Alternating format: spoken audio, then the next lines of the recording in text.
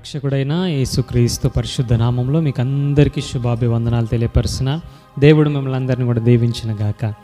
ఆమేన్. కొద్ది నిమిషాలు మనము దేవుని యొక్క వాక్యాన్ని ధ్యానం చేద్దాం. మనము పౌలు గారు తెస్సలోనికయ సంఘానికి రాసినటువంటి పత్రికలో నుండి కొన్ని విషయాలను ధ్యానం చేస్తున్నాం. ఎన్నో అద్భుతమైనటువంటి విషయాలు పరిశుద్ధాత్మదేవుడు ఈ యొక్క అధ్యాయంలో నుండి మనతో మాట్లాడుతున్నాడు. కాబట్టి ఈరోజు కూడా మనము కొన్ని విషయాలను నేర్చుకుందాం, చదువుకుందాం.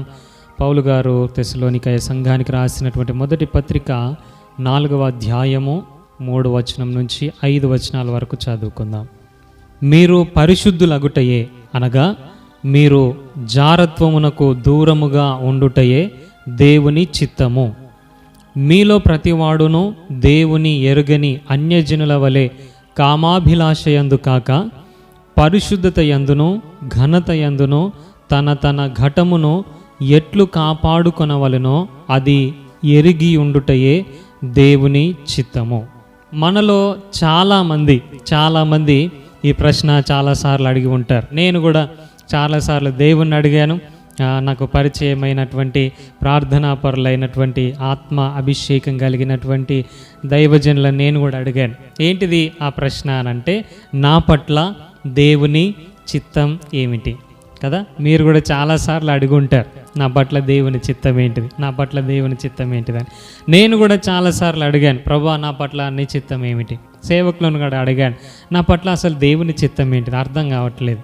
అయితే కొంతమంది అంటారు, దేవుని చిత్తాన్ని తెలుసుకోవటం అవసరం లేదండి, మనము ముందుకు వెళ్తూ ఉంటే దేవుడే మనల్ని నడిపిస్తాడు అని అంటూ ఉంటారు. ఇంకా కొంతమంది ఉంటారు, నా ఇష్టమే దేవుని చిత్తం అనేటటువంటి వారు కూడా ఉన్నారు. ఇంకా కొంతమంది జ్ఞానవంతులు ఉన్నారు.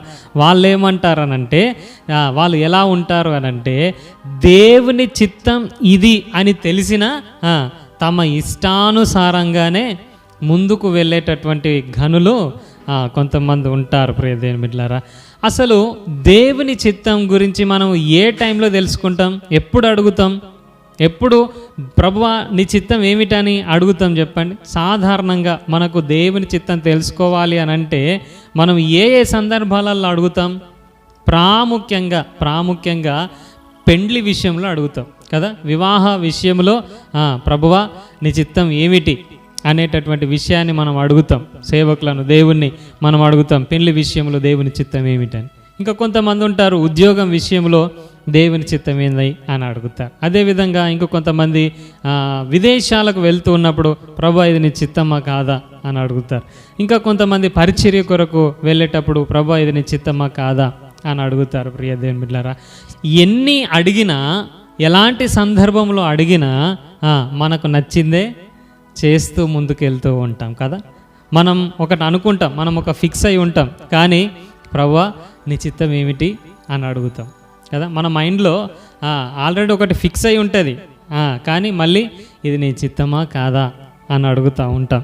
ఇంకా మనం ఇంకెంత మంచిగా ఆలోచన చేస్తామనంటే, మన ఇష్టమే, మనకు నచ్చిందే, మనం ఫిక్స్ అయిందే దేవుని చిత్తం కావాలి అని అనుకుంటాం. అలాగ బలవంతం చేస్తాం కదా.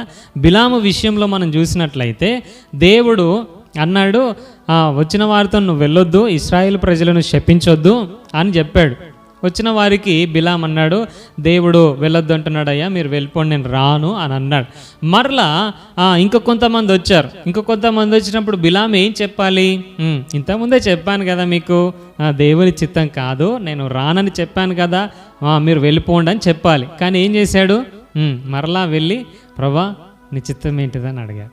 అప్పుడు కూడా దేవుడు అన్నాడు, ఇది నా చిత్తం కాదని అంటే చెప్పాడు. వారు వెళ్ళిపోయారు. మరలా 3వ గుంపు వచ్చింది. అప్పుడేం చెప్పాలా?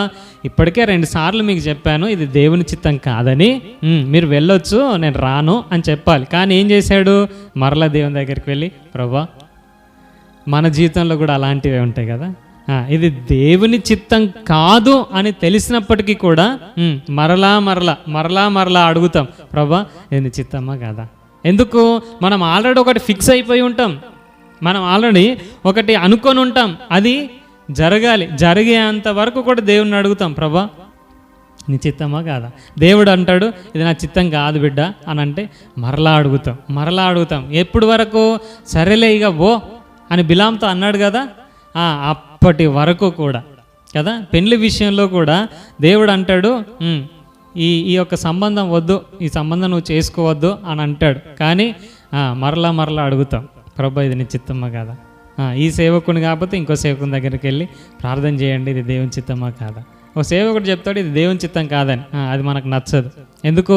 ఆ సంబంధం మనం చేసుకోవాలని ఉన్నది కాబట్టి ఇంకొక సేవకుని దగ్గరికి వెళ్తాం, ఇది నీ చిత్తమా కాదా? ప్రియ దేవుని బిడ్డలారా, దేవుని చిత్తం అది కాదు అని తెలిసినప్పటికీ కూడా మరలా అడగడానికి ఇష్టపడతాం. దేవుని బలవంతం చేస్తాం, సరేలే ఇక పో అని దేవుడు అనేటట్లుగా బలవంతం చేస్తూ ఉంటాం. ప్రియ దేవుని బిడ్డలారా కదా. ఏంటో ఈ చిత్తంలో ఎన్ని విచిత్రాలు ఉంటాయో కదా. చిత్తంలో ఎన్ని విచిత్రాలు ప్రియ దేవుని బిడ్డలారా. పెళ్లి విషయంలో కావచ్చు, చదువుల విషయంలో కావచ్చు, ఉద్యోగాల విషయంలో కావచ్చు, ప్రతి విషయంలో కూడా మనము దేవుని యొక్క చిత్తం తెలుసుకోవటం అనేటటువంటిది అత్యంత ప్రాముఖ్యమైనటువంటిది. అయితే తెలుసుకున్నటువంటి మనం, దేవుని చిత్తం ఇది అని తెలుసుకున్నటువంటి మనం ఆయన చిత్తానుసారంగానే ముందుకు వెళ్ళాలి. ఇది వద్దు అని అన్నాడా, ఇది నా చిత్తం కాదు అని అన్నాడా, అంతటితోటే ఆపేయాలి. బిలాములాగా మరలా వెళ్ళి దేవుణ్ణి బలవంతం చేయొద్దు. వద్దు అని అన్నాడు అని అంటే వద్దు, ఇంక అంతే. ఇది చేయమన్నాడా, చెయ్యాలి అంతే. కానీ దేవుని బలవంతం చేసి బిలాములాగా బయలుదేరాల్సినటువంటి అవసరత మనకు లేదు ప్రియదేవులు. అది వివాహమైనా, ఉద్యోగమైనా, విదేశాలకు వెళ్ళటమైనా, పరిచర్య అయినా, ఇంకే పని బిజినెస్ మొదలు పెట్టడమైనా, ఇంకేది చేసినా, ఏది తలపెట్టినా, మన జీవితంలో ఏది జరగాలన్నా ముందుగా మనం చేయాల్సింది ఏంటి అని అంటే ప్రార్థన చేయాలి. ప్రభువా ఇది నీ చిత్తమా కాదా, ఇది చెయ్యాలనుకుంటున్నాను, ఇది నీ చిత్తమా కాదా అడగటం అనేది శ్రేష్టమైనటువంటి అంశం ప్రియదేవుని బిడ్డలారా. అయితే దేవుడు ఇది తన చిత్తం అని తెలిసినప్పుడు మనం ముందుకు వెళ్ళాలి. ఇది కాదు, ఇది దేవుని చిత్తం కాదు అని దేవుడు అన్నప్పుడు అంతటితో దాన్ని ఆపివేయాలి. అంతకు మించి మనం వెళ్ళినట్లయితే, దేవుని చిత్తాన్ని దాటి వెళ్ళినట్లయితే బిలాముకి ఏమైపోయింది? గాడిదతో బుద్ధి చెప్పాల్సిన పరిస్థితి వచ్చింది కదా. మన జీవితంలో కూడా ఇది వద్దు అని అన్నప్పుడు అంతటితో ఆగకుండా దేవుని బలవంతం చేసి మరి మనము ఆయన చిత్తాన్ని దాటి మరి వెళ్ళినట్లయితే మనకు కూడా బుద్ధి చెప్పాల్సినటువంటి పరిస్థితులు ఏర్పడతాయి, ఆ సన్నివేశాలు ఏర్పడతాయి. కాబట్టి ప్రియ దేవుని బిడ్డలారా, మనము జాగ్రత్త పడాలి. దేవుని చిత్తం కాదా అవునా తెలుసుకొని దేవుని చిత్తానుసారంగా ఎంతమంది అయితే ముందుకు వెళ్తారో వారి జీవితంలో గొప్ప అద్భుతాలు, మేలులు చూస్తారు ప్రియ దేవుని బిడ్డలారా. అయితే ఈ యొక్క పెండ్లి, ఉద్యోగాలు, బిజినెస్ లేకపోతే ఇక ఇలాంటివి అన్నిట్లలో దేవుని చిత్తం అడగటం తప్పు కాదు, అడగాలి, అడిగి ముందుకు వెళ్ళాలి. అయితే ప్రతి మనిషి పట్ల, తన రక్తంలో కడగబడిన ప్రతి వారి పట్ల దేవునికంటూ ఒక చిత్తము, దేవునికంటూ ఒక ఉద్దేశము ఉన్నది. అది అత్యంత ప్రాముఖ్యమైనటువంటిది. పెళ్లి విషయంలో అడగాలి, ఉద్యోగం విషయంలో అడగాలి, బిజినెస్ విషయంలో అడగాలి, చదువుల విషయంలో అడగాలి, అన్నిట్లలో అడగాలి. అయితే వీటికి మించి అతి ప్రాముఖ్యమైనటువంటిది, ఖచ్చితమైనటువంటిది ఆయన చిత్తం ఉన్నది. ఎవరి పట్ల? నీ పట్ల, నా పట్ల, మనందరి పట్ల. క్రీస్తు రక్తంలో ఎంతమంది అయితే కడగబడ్డారో అందరి పట్ల దేవునికి ఒక ఖచ్చితమైనటువంటి చిత్తం ఉన్నది. ఖచ్చితంగా అది మనం పాటించాలి, ఖచ్చితంగా చేయాలి. అది తప్పకుండా మనము తెలుసుకొని అది మనము చేయాలి. ఆ విధంగా మనము జీవించాలి. అప్పుడు మిగతావన్నీ కూడా మనకన్నీ సమకూరుస్తాడు. ఇందాక పాడుకున్నాం కదా, సమకూర్చువాడు ఆయన. ఎప్పుడైతే దేవునికి ఇష్టంగా ఉండి ఆయన చిత్తాన్ని నెరవేర్చే వారంగా ఉంటామో అప్పుడు అన్నీ మనకి ఏం కావాలో అవన్నీ కూడా దేవుడు మనకి సమకూరుస్తాడు. అత్యంత ప్రాముఖ్యమైనటువంటిది, ఖచ్చితమైనటువంటి ఆయన చిత్తం ఏమిటి అనే విషయాన్ని మనం చూసినట్లయితే, ఇప్పుడు మనం చదువుకున్న ఆ వచనాన్ని, మీరు పరిశుద్ధులగుటయే అనగా మీరు జారత్వమునకు దూరముగా ఉండుటయే దేవుని చిత్తము. దేవుని చిత్తం ఏమిటి? పెళ్లి విషయంలో, ఉద్యోగం విషయంలో ఓకే, ఇవన్నిటి విషయంలో ఓకే. కానీ నీ విషయంలో ఒక ప్రాముఖ్యమైనటువంటి ఖచ్చితమైనటువంటి చిత్తం దేవునికి ఉన్నది. అదేమిటి అనంటే పరిశుద్ధులమగటమే దేవుని యొక్క చిత్తం. పరిశుద్ధత యందును ఘనత యందును తన ఘటమును ఎట్లు కాపాడుకొనవలెనో అది తెలుసుకొని ఉండటమే దేవుని చిత్తం. ఇది చాలా ప్రాముఖ్యమైనది ప్రియ దేవుని బిడ్డలారా. మత్తయి సువార్త 7వ అధ్యాయము 21వ వచనంలో ఆయన అంటాడు, ప్రభువా ప్రభువా అని పిలిచే ప్రతి ఒక్కరు పరలోక రాజ్యంలో చేరలేరు, కానీ తండ్రి చిత్తము ప్రకారముగా నా తండ్రి చిత్త ప్రకారము చేయువాడే చెప్పాలి ప్రవేశించిన. ఎవరు పరలోకానికి ప్రవేశిస్తారు? పెళ్లి గురించి దేవుని చిత్తం అడిగావు, ఉద్యోగం కొరకు దేవుని చిత్తం అడిగావు, బిజినెస్ కొరకు దేవుని చిత్తం అడిగావు, చదువుల కొరకు దేవుని చిత్తం అడిగావు, అన్నిటి కొరకు అడిగావు. అయితే ప్రాముఖ్యమైనది ఒకటి ఉన్నది. ఏంటిది అది? నీ యొక్క ఘటమును, ఈ యొక్క శరీరాన్ని పరిశుద్ధంగా కాపాడుకోవటమే దేవుని చిత్తం. మనం పరిశుద్ధులమగటమే దేవుని చిత్తం. అయితే మనము ప్రతి దినము కూడా ప్రభువా ప్రభువా ప్రభువా ప్రభువా అని ప్రార్థన చేస్తూ ముందుకు వెళ్తే కాదు, కానీ ఎలాంటి వారు వెళ్తారట? తండ్రి చిత్తము చేయువాడే పరలోకానికి వెళ్తాడట. తండ్రి చిత్తము చేయువాడే పరలోకానికి వెళ్తాడట. మనము ధనవంతుడు లాజర్ స్టోరీలో చూసినట్లయితే ధనవంతుడు అబ్రహామును పిలిచేటటువంటి పిలుపు విన్నారా? ఏమని పిలుస్తాడు? అంకుల్ అని అన్నాడా? ఏమండి అబ్రహాం గారు అని అన్నాడా? ఏమండి తెల్ల వస్త్రాలు పెట్టుకొని అక్కడ పరలోకంలో విశ్రాంతి పొందుతున్నటువంటి గురువుగారు అని అన్నారా? ఏమన్నాడు చెప్పాలి? ఏమన్నాడు? తండ్రివైన అబ్రహామా, ఈయనకు ఆయనలాగా తండ్రి అవుతాడు, ఈయనకు ఆయనలాగా తండ్రి అవుతాడు అని అంటే ఈయనకి ఆయన పరిచయం ఉంది. ఈయనకు తెలుసు పరిశుద్ధంగా జీవించాలని, ఈయనకు తెలుసు తన ఘటమును కాపాడుకోవాలని. కానీ కాపాడుకోకుండా ఎక్కడికి వెళ్ళాడు చెప్పాలి? నరకానికి వెళ్ళాడు. ప్రియ దేవుని బిడ్డలారా, ప్రభువా ప్రభువా అని పిలిస్తే సరిపోదు. మనం ఏం చేయాలి? తండ్రి చిత్త ప్రకారంగా చేయాలి. తండ్రి చిత్తం ఏమిటి అనంటే ఈ లోకానుసారంగా ఎన్నో విషయాల గురించి మనం అడుగుతాం, కానీ ప్రాముఖ్యంగా ఖచ్చితంగా మనం తెలుసుకోవాల్సినటువంటి విషయం ఏమిటి అనంటే మన ఘటమును, ఈ ఘటమును పరిశుద్ధంగా కాపాడుకోవటమే దేవుని యొక్క చిత్తం. చాలామంది యవనస్తులు కూడా అడుగుతారు, అన్న దేవుని చిత్తం ఏంటో నాకు అర్థం కావట్లేదన్న, అసలు నా విషయంలో దేవుని చిత్తం ఏంటి అన్న చెప్పవా అని అన్నప్పుడు, తమ్ముడు దేవుని చిత్తం నీ వివాహ విషయంలో, ఉద్యోగ విషయంలో చెప్తాడు. అయితే ప్రాముఖ్యంగా దేవుడు నీ విషయంలో ఉన్నటువంటి తన చిత్తం ఏమిటి అనంటే నీ యొక్క ఘటమును, నీ యొక్క శరీరమును పరిశుద్ధంగా కాపాడుకోవటమే దేవుని యొక్క చిత్తం. నీ పట్ల దేవుని యొక్క ఉద్దేశము, నీ పట్ల దేవుని యొక్క చిత్తం ఏమిటి అనంటే నీవు పరిశుద్ధంగా ఉండటమే దేవుని చిత్తం. నీవు జారత్వానికి దూరంగా ఉండటమే దేవుని యొక్క చిత్తం. చాలామంది యవన బిడ్డలు అడుగుతారు, అన్న నాకు అర్థం అవ్వట్లేదు దేవుని చిత్తం ఏంటిదో అని. అర్థం కాకపోవటానికి ఏమీ లేదు.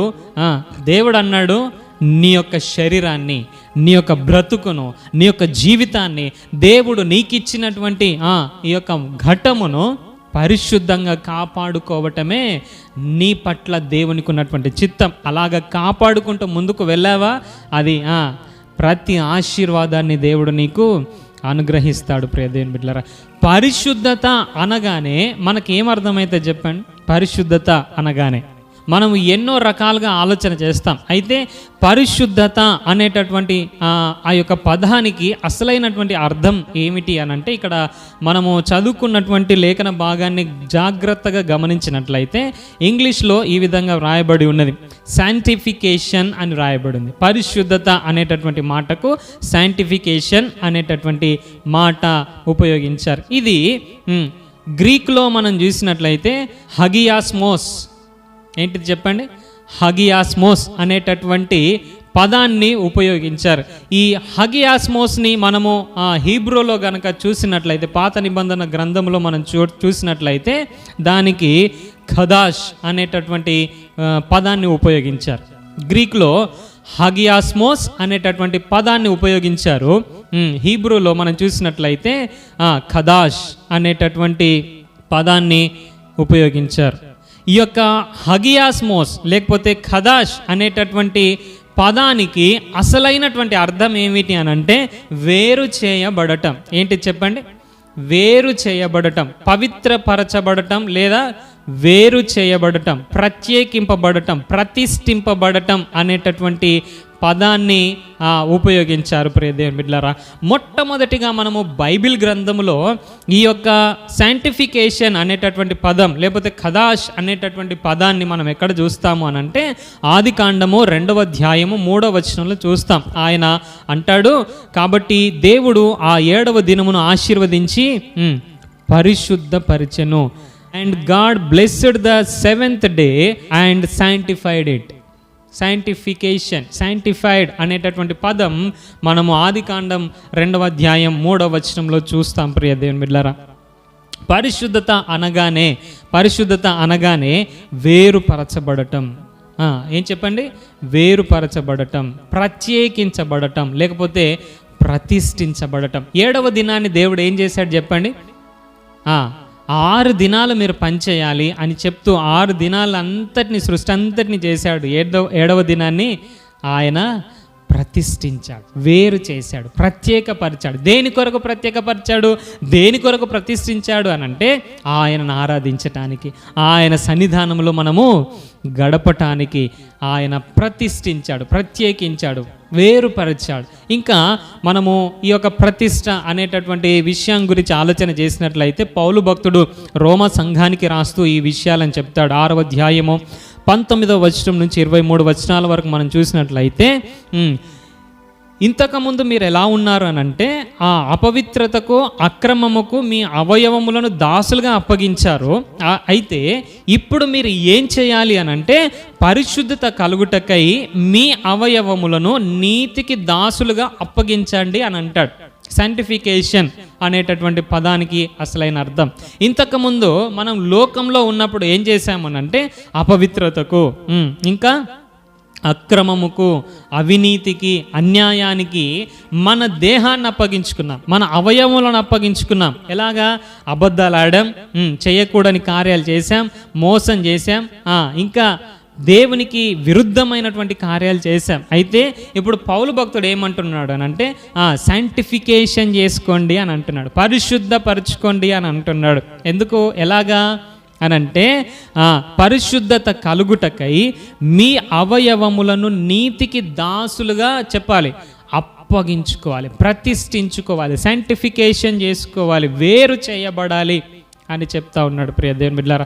ఇంకా కింది వచనాలు చూసినట్లయితే అప్పుడు మీకు ఏం నిర్బంధం లేదు, అప్పటి క్రియల వలన మీకు ఏం ఫలం కలిగింది?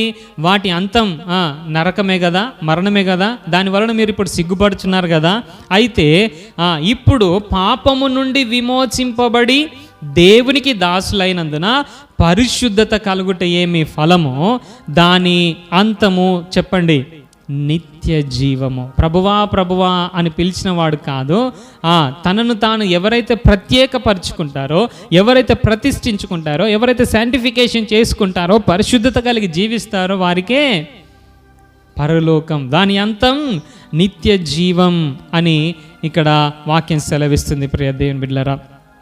క్రీస్తు రక్తంలో కడగబడి పాప విమోచన పొందిన మనమందరము కూడా సైంటిఫికేషన్ అనగా పరిశుద్ధంగా ఉండాలి అనేటటువంటిది దేవుని యొక్క చిత్తం ప్రియ దేవుని బిడ్డలారా. ప్రతిష్ఠింపబడినటువంటి వస్తువు, ప్రతిష్ఠింపబడినది ఏదైనప్పటికీ సరే దాన్ని ఇంకా వేరే దాని కొరకు వాడొద్దు. హలో, ప్రతిష్ఠింపబడినటువంటి వస్తువు, దేవుని కొరకు ప్రతిష్ఠింపబడినటువంటి వస్తువు ఇంకా దేని కొరకు వాడొద్దు, దేని కొరకు వాడొద్దు. ఒకసారి దేవుడు యేసుక్రీస్తు ప్రభువారు వెళ్తూ ఉన్నప్పుడు మందిరంలో అన్ని అమ్మకాలు జరుగుతున్నాయట. అక్కడ ఆయన కొరడా తీసి అంటాడు, ఇది నా దేవుని మందిరం, దీన్ని మీరు ఏం చేశారు? దొంగల గుహగా చేశారని చెప్పి కొరడా తీసి అందరిని వెళ్ళగొట్టాడు ప్రియ దేవుని బిడ్డలారా. దేవుని కొరకై ప్రతిష్ఠింపబడినటువంటి అది వస్తువైనా, అది స్థలమైనా, అంతకు మించి ఇదిగో ఈ ఆలయమైన దేవుని కొరకు మాత్రమే వినియోగించబడాలి ప్రియ దేవుని బిడ్డలారా.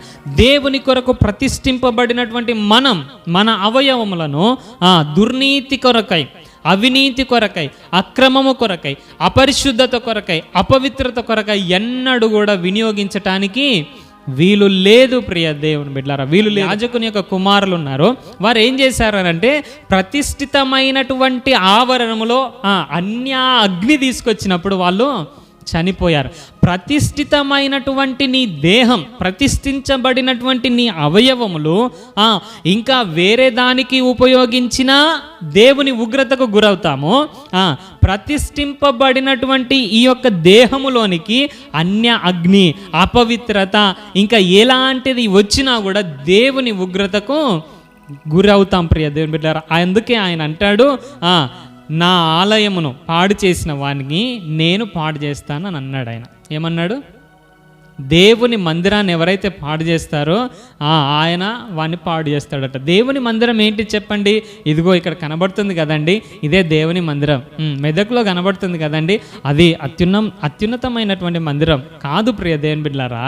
అది మనం ఆరాధన చేసుకోవటానికి కూడుకునే ఒక స్థలం. అయితే దేవుని మందిరం ఏమిటి అనంటే ఇదిగో నీ దేహమే దేవుని యొక్క ఆలయం.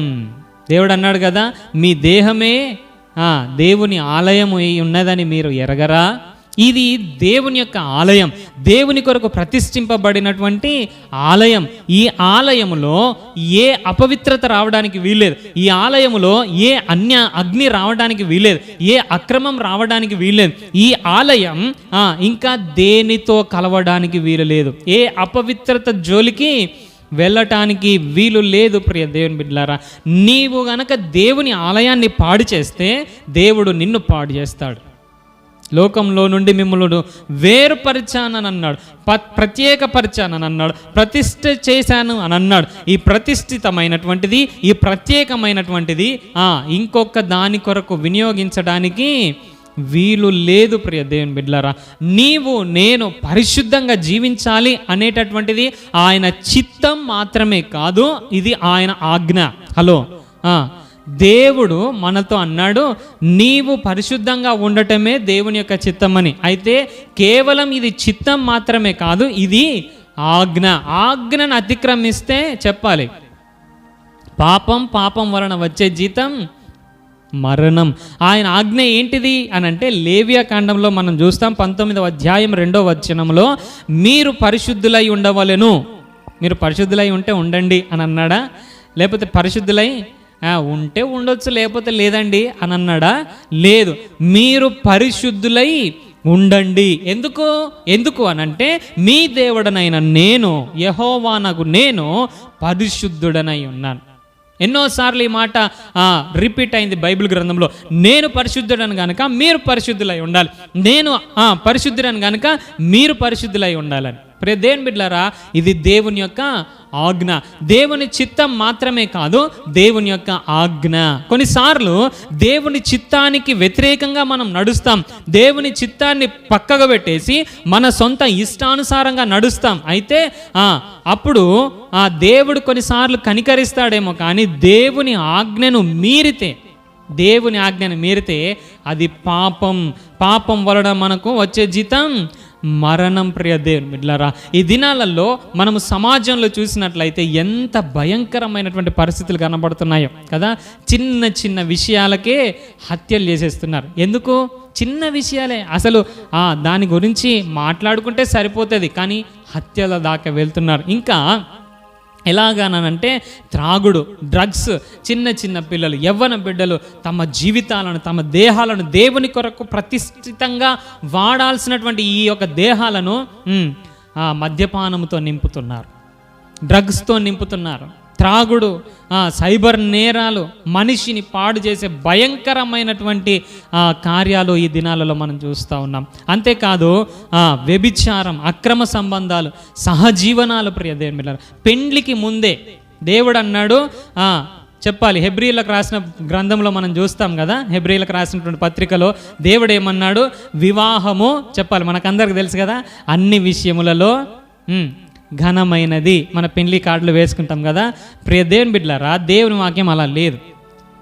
వివాహం అన్ని విషయములలో ఘనమైనది అని ఉన్నదా? మీ బైబిల్లో అలా ఉందా? నా బైబిల్లో అలా లేదు. నా బైబిల్లో ఎలా ఉంది అనంటే, వివాహము అన్ని విషయములలో ఘనమైనది గాను, పాన్పు నిష్కల్మషమైనది గాను ఉండవలెను ఇలా ఉంది నా బైబిల్లో కదా. చాలామంది ఏం చేస్తాం, పెళ్లి కార్డులో వివాహం అనే విషయంలో ఘనమైనది అనేటటువంటిది స్టేట్మెంట్. ఘనమైనదిగా ఉండాలి అనేటటువంటిది కమాండ్మెంట్. హలో, వివాహము అన్ని విషయములలో ఘనమైనది అనేది స్టేట్మెంట్. ఘనమైనదిగా ఉండవలెను అనేటటువంటిది కమాండ్మెంట్. ఆజ్ఞకి స్టేట్మెంట్కి చాలా తేడా ఉన్నది ప్రియ దేవుని బిడ్డలారా.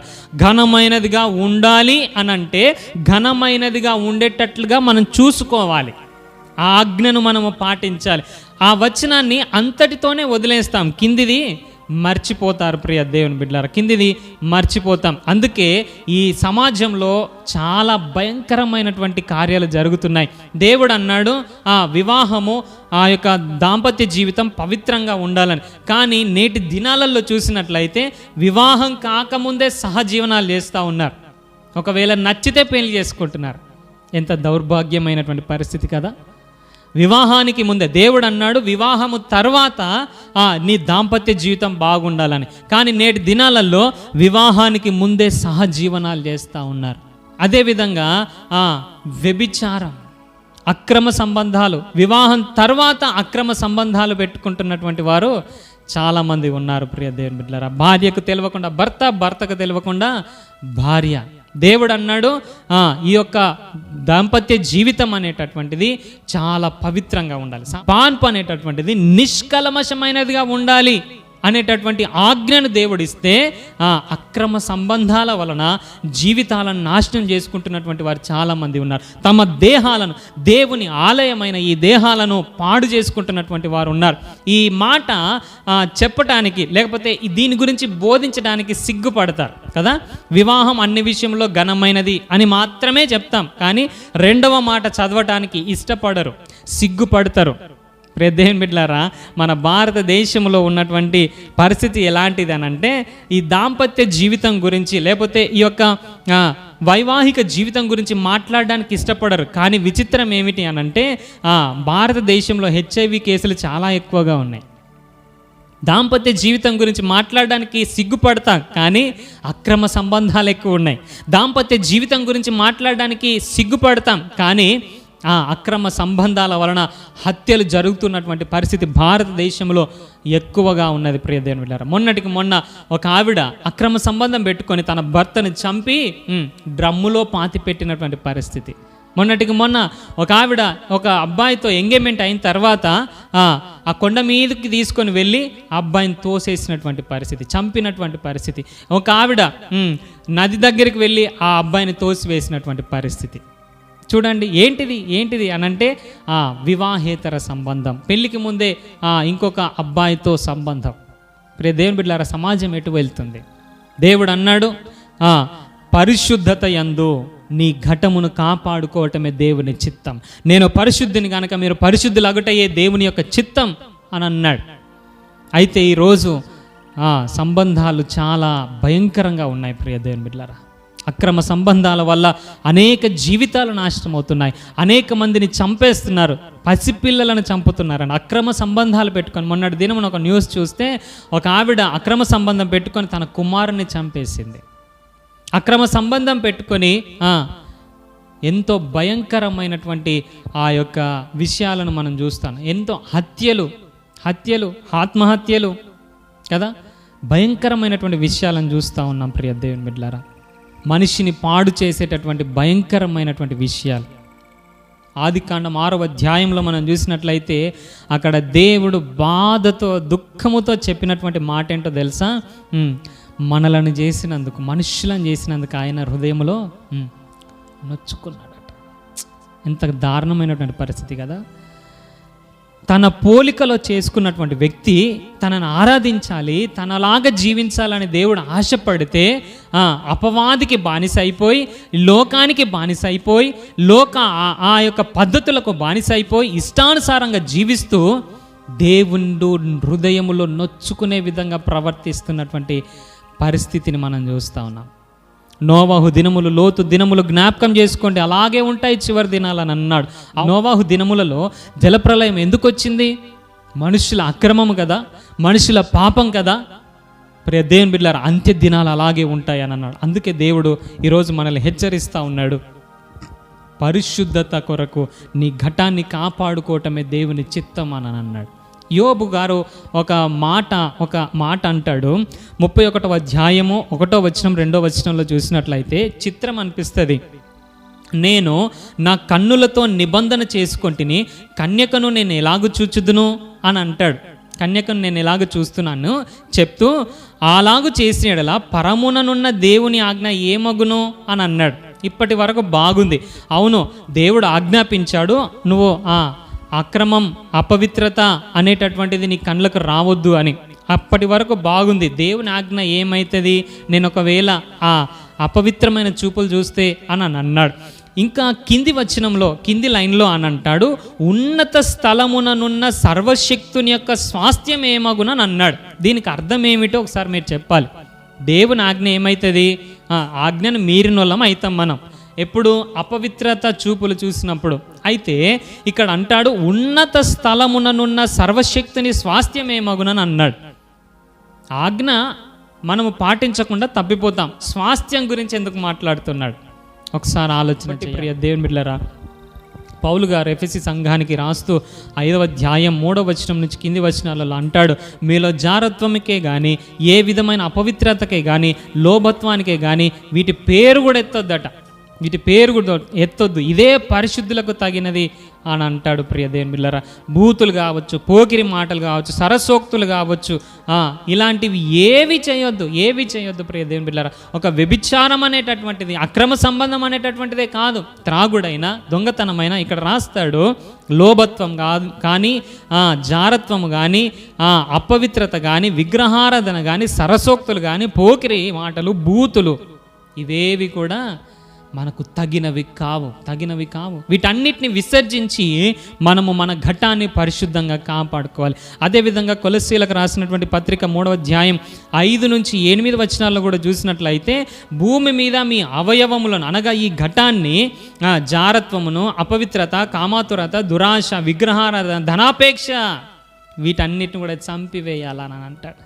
మన దేహాన్ని పాడు చేసేది కేవలం ఆ జారత్వం, కేవలం ఆ యొక్క వివాహేతర సంబంధం మాత్రమే కాదు ప్రియ దేవుని బిడ్డలారా. ఇక్కడ కామాతురత, దురాశ, విగ్రహారాధన, ధనాపేక్ష, ఇంతకుముందు చూసినట్లు బూతులు, సరసోక్తులు, పోకిరి మాటలు, వీటి వలన కదా దేవుని ఉగ్రత మనుషుల మీదకి వచ్చింది.